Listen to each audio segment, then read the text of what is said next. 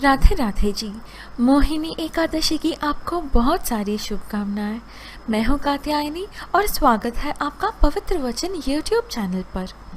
जिस दिन भगवान विष्णु जी मोहिनी रूप में प्रकट हुए थे उस दिन एकादशी तिथि थी। भगवान विष्णु जी के इसी मोहिनी रूप की पूजा मोहिनी एकादशी के दिन की जाती है। इस वीडियो में हम आपको क्यों लेना पड़ा था भगवान विष्णु जी को मोहिनी का रूप, यानी कि मोहिनी अवतार की कथा और मोहिनी एकादशी व्रत की कथा भी आपको सुनाएंगे। भक्तों, कथा श्रवण करने से पूर्व हमेशा की तरह ओम नमो भगवते वासुदेवाय लिखकर अवश्य कमेंट करें और इस वीडियो को लाइक करना ना भूलें। यदि आपने अभी तक हमारे चैनल को सब्सक्राइब नहीं किया है तो अभी सब्सक्राइब कर दें। जय श्री हरि विष्णु जी की। मोहिनी एकादशी व्रत कथा। मोहिनी अवतार की कथा हमें अग्नि पुराण में मिलती है, जबकि मोहिनी एकादशी व्रत की कथा भगवान श्री कृष्ण राजा युधिष्ठिर जी को बताते हैं। अग्नि पुराण के 3 अध्याय समुद्र मंथन, कूर्म तथा मोहिनी अवतार की कथा इस प्रकार बताई गई है। अग्निदेव जी कहते हैं, ऋषि वशिष्ठ, अब मैं कूर्मावतार का वर्णन करूंगा। यह सुनने पर सब पापों का नाश हो जाता है। पूर्व काल की बात है। देवासुर संग्राम में दैत्यों ने देवताओं को परास्त कर दिया था। सभी देवतागण ऋषि दुर्वासा के शाप से भी लक्ष्मी रहित हो गए थे। तब संपूर्ण देवता क्षीरसागर में शयन करने वाले भगवान विष्णु जी के पास जाकर बोले, भगवान, आप देवताओं की रक्षा कीजिए। सुनकर भगवान श्री हरि विष्णु जी ने ब्रह्मादि देवताओं से कहा, देवगण, तुम लोग क्षीर समुद्र को मथने, अमृत प्राप्त करने और लक्ष्मी को पाने के लिए असुरों से संधि कर लो। कोई बड़ा काम या भारी प्रलोभन आ पड़ने पर शत्रुओं से भी संधि कर लेनी चाहिए। मैं तुम लोगों को अमृत का भागी बनाऊंगा और दैत्यों को उनसे वंचित रखूंगा। मंदराचल को मथाने और वासुकी नाग को नीति बनाकर आलस्य रहित हो। मेरी सहायता से तुम लोग क्षीर सागर का मंथन करो।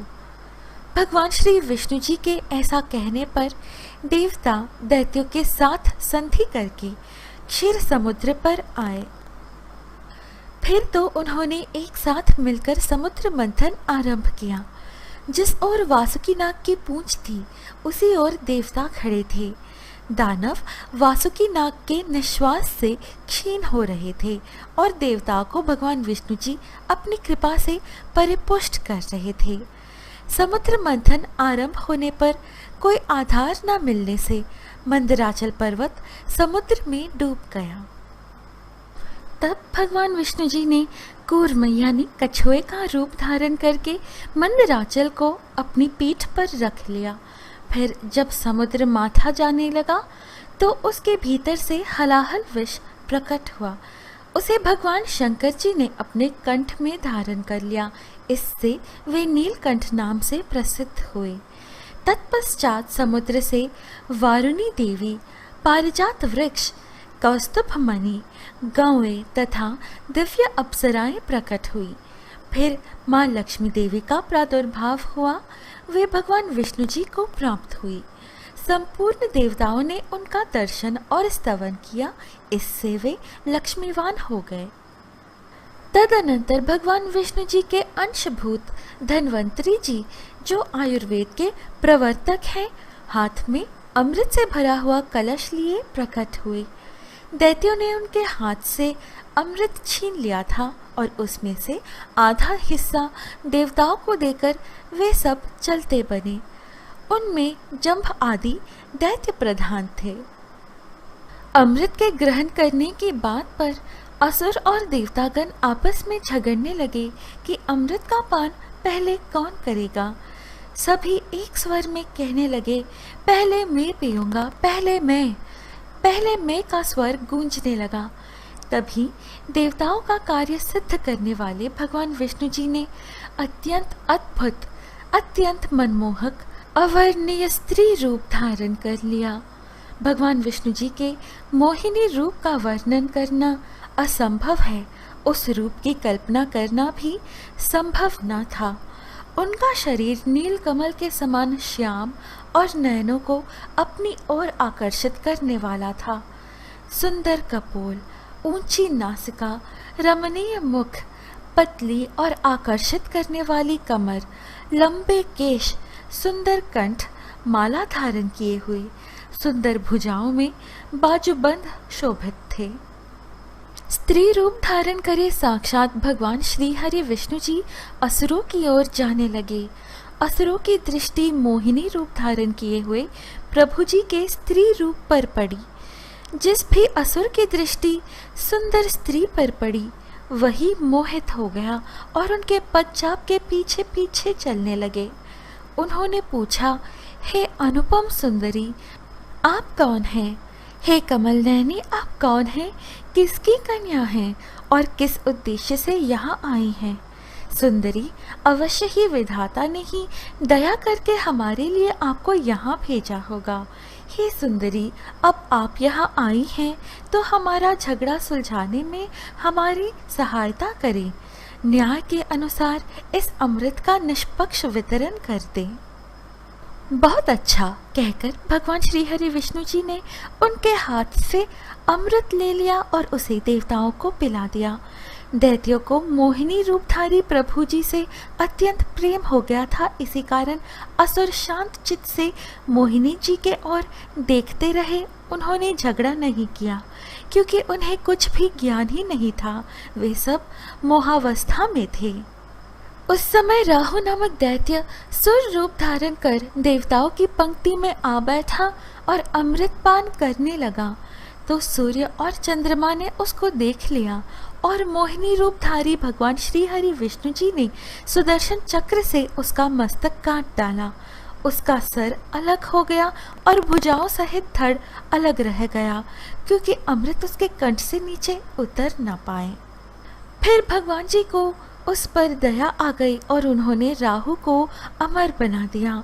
तब ग्रह स्वरूप राहु ने भगवान श्री हरि विष्णु जी से कहा, इन सूर्य और चंद्रमा को मेरे द्वारा अनेकों बार ग्रहण लगेगा। उस समय संसार के लोग जो कुछ दान करें वह सब अक्षय हो। भगवान श्री हरि विष्णु जी ने तथास्तु कहकर राहु की बात का अनुमोदन किया। भगवान श्री हरि विष्णु जी के प्रयत्न से ही दैत्यों को अमृत नहीं मिलने पाया, अतः देवताओं ने उन्हें युद्ध में मार गिराया। फिर देवतागण स्वर्ग में विराजमान हुए और दैत्य लोग पाताल में रहने लगे। मोहिनी रूप भगवान विष्णु जी और भस्मासुर की एक कथा हमें मिलती है। भस्मासुर एक ऐसा राक्षस था जिसे यह वरदान प्राप्त था कि वो जिसके सिर पर हाथ रखेगा वह भस्म हो जाएगा। कथा के अनुसार भस्मासुर ने इस शक्ति का गलत प्रयोग शुरू कर दिया और स्वयं भगवान शिव जी को भस्म करने चला। भगवान शिव जी ने भगवान विष्णु जी से सहायता मांगी। तब भगवान विष्णु जी ने मोहिनी रूप धारण किया और भस्मासुर को आकर्षित किया और नृत्य के लिए प्रेरित किया। नृत्य करते समय भस्मासुर भगवान विष्णु जी की ही तरह नृत्य करने लगा और उचित मौका देखकर भगवान विष्णु जी ने अपने सिर पर हाथ रखा, जिसकी नकल भस्मासुर ने की। भस्मासुर अपने ही वरदान से भस्म हो गया। पृथ्वी पर राक्षसी महिषी के वध करने हेतु भगवान शिव जी और भगवान विष्णु जी के मोहिनी रूप की शक्ति मिलकर एक पुत्र का रूप लिया जो अयप्पा नाम से प्रसिद्ध हुए। हरि यानी भगवान विष्णु जी और हरा यानी कि भगवान शिव जी के शक्ति से उत्पन्न होने के कारण उन्हें हरिहरा भी कहते हैं। प्रिय मित्रों, ये थी संक्षेप में मोहिनी अवतार की कथा। आइए अब मोहिनी एकादशी व्रत की कथा सुने। राजा युधिष्ठिर जी ने भगवान श्री कृष्ण जी से पूछा, हे मधुसूदन, वैशाख मास की शुक्ल पक्ष की एकादशी का क्या नाम है तथा उसके उपवास को करने का क्या विधान है? कृपा कर यह सब मुझे विस्तार पूर्वक बताइए। भगवान श्री कृष्ण ने कहा, हे राजा युधिष्ठिर, मैं एक पौराणिक कथा सुनाता हूँ जिसे महर्षि वशिष्ठ जी ने श्री रामचंद्र जी से कहा था। उसे मैं तुमसे कहता हूँ, ध्यान पूर्वक श्रवण करो। एक बार की बात है, श्री राम जी ने महर्षि वशिष्ठ जी से कहा, हे गुरु श्रेष्ठ, मैंने जनक नंदिनी सीता जी के वियोग में बहुत कष्ट भोगे हैं, अतः मेरे कष्टों का नाश किस प्रकार होगा? आप मुझे कोई ऐसा व्रत बताने की कृपा करें जिससे मेरे सभी पाप और कष्ट नष्ट हो जाएं। महर्षि वशिष्ठ जी ने कहा, हे श्री राम, आपने बहुत उत्तम प्रश्न किया है। आपकी बुद्धि अत्यंत कुशाग्र और पवित्र है। आपके नाम के स्मरण मात्र से ही मनुष्य पवित्र हो जाता है। आपने लोकहित में यह बड़ा ही उत्तम प्रश्न किया है। मैं आपको एक एकादशी व्रत का महात्म्य सुनाता हूँ। वैशाख माह के शुक्ल पक्ष की एकादशी का नाम मोहिनी एकादशी है। इस एकादशी का उपवास करने से मनुष्य के सभी पाप तथा क्लेश नष्ट हो जाते हैं। इस उपवास के प्रभाव से मनुष्य मोह के जाल से मुक्त हो जाता है। अतः हे राम, दुखी मनुष्य को इस एकादशी का उपवास अवश्य ही करना चाहिए। इस व्रत के करने से मनुष्य के सभी पाप नष्ट हो जाते हैं। अब आप इसकी कथा को श्रद्धापूर्वक सुनिए। प्राचीन समय में सरस्वती नदी के किनारे भद्रावती नाम की एक नगरी बसी हुई थी। उस नगरी में द्युतिमान नामक राजा राज्य करता था। उसी नगरी में एक वैश्य रहता था जो धन धान्य से पूर्ण था। उसका नाम धनपाल था। वह अत्यंत धर्मात्मा तथा नारायण भक्त था। उसने नगर में अनेक भोजनालय, प्यायु, कुएं, तालाब, धर्मशालाएं आदि बनवाए। सड़कों के किनारे आम, जामुन, नीम आदि के वृक्ष लगवाए, जिससे पथिकों को सुख मिली। उस वैश्य के 5 पुत्र थे, जिनमें सबसे बड़ा पुत्र अत्यंत पापी व दुष्ट था।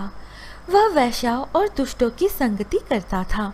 इससे जो समय बचता था उसे वह जुआ खेलने में व्यतीत करता था। वह बड़ा ही अधर्म था और देवता, पितृ आदि किसी को भी नहीं मानता था। अपने पिता का अधिकांश धन वह बुरे व्यसनों में ही उड़ाया करता था। मद्यपान तथा मांस का भक्षण करना उसका नित्य कर्म था। जब काफी समझाने बुझाने पर भी वह सीधे रास्ते पर नहीं आया तो दुखी होकर उसके पिता, भाइयों तथा कुटुंबियों ने उसे घर से निकाल दिया और उसकी निंदा करने लगे।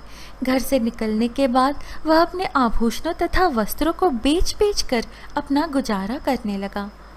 धन नष्ट हो जाने पर वैश्यों तथा उसके दुष्ट साथियों ने भी उसका साथ छोड़ दिया। जब वह भूख प्यास से व्यथित हो गया तो उसने चोरी करने का विचार किया और रात्रि में चोरी करके अपना पेट पालने लगा। लेकिन एक दिन वह पकड़ा गया, किंतु सिपाहियों ने वैश्य का पुत्र जानकर छोड़ दिया। जब वह दूसरी बार पुनः पकड़ा गया तब सिपाहियों ने भी उसका कोई लिहाज नहीं किया और राजा के सामने प्रस्तुत करके उसे सारी बात बताई। तब राजा जी ने उसे कारागार में डलवा दिया। कारागार में राजा के आदेश से उसे बहुत कष्ट दिए गए और अंत में उसे नगर छोड़ने के लिए कहा गया। दुखी होकर उसे नगर छोड़ना पड़ा। अब वह जंगल में पशु पक्षियों को मारकर पेट भरने लगा। फिर बहेलिया बन गया और धनुष बाण से जंगल के निरीह जीवों को मार मार कर खाने और बेचने लगा। एक बार वह भूख और प्यास से व्याकुल होकर भोजन की खोज में निकला और कौटिन्य मुनि के आश्रम में जा पहुंचा। उन दिनों वैशाख का महीना था। कौटिन्य मुनि गंगा स्नान करके आए थे। उनके भीगे वस्त्रों की छींटे मात्र से इस पापी को कुछ सद्बुद्धि प्राप्त हुई। वह हाथ जोड़कर कहने लगा, हे महात्मा, मैंने अपने जीवन में अनेक पाप किए हैं। कृपा कर आप उन पापों से छूटने का कोई साधारण और बिना धन का उपाय बतलाइए। तब कौटिन्य मुनि जी ने कहा कि वैशाख मास के शुक्ल पक्ष की एकादशी का व्रत करें। इस एकादशी का नाम मोहिनी है। इसका उपवास करने से आपके सभी पाप नष्ट हो जाएंगे। मुनि के वचनों को सुन वह बहुत प्रसन्न हुआ और उनकी बतलाई हुई विधि के अनुसार उन्होंने मोहिनी एकादशी का व्रत किया। हे श्री राम, इस व्रत के प्रभाव से उसके सभी पाप नष्ट हो गए और अंत में वह गरुड़ पर सवार हो विष्णुलोक को गया। संसार में इस व्रत से उत्तम दूसरा कोई व्रत नहीं है। इसके महात्म्य के श्रवण व पठन से जो पुण्य प्राप्त होता है वह पुण्य 1 सहस्त्र गौदान के पुण्य के बराबर है। इस कथा का सार है, प्राणी को सदैव संतों का संग करना चाहिए। संतों की संगत से मनुष्य को न केवल सद्बुद्धि प्राप्त होती है अपितु उसके जीवन का उद्धार हो जाता है। पापियों की संगत प्राणी को नरक में ले जाती है। भक्तों, यह थी मोहिनी एकादशी व्रत की कथा। आशा है आपको यह प्रस्तुति अच्छी लगी। इस प्रकार के और वीडियोस पाने के लिए कृपया हमारे YouTube चैनल पवित्र वचन को सब्सक्राइब कर हमसे बने रहिएगा। फिर मिलेंगे अगली वीडियो में।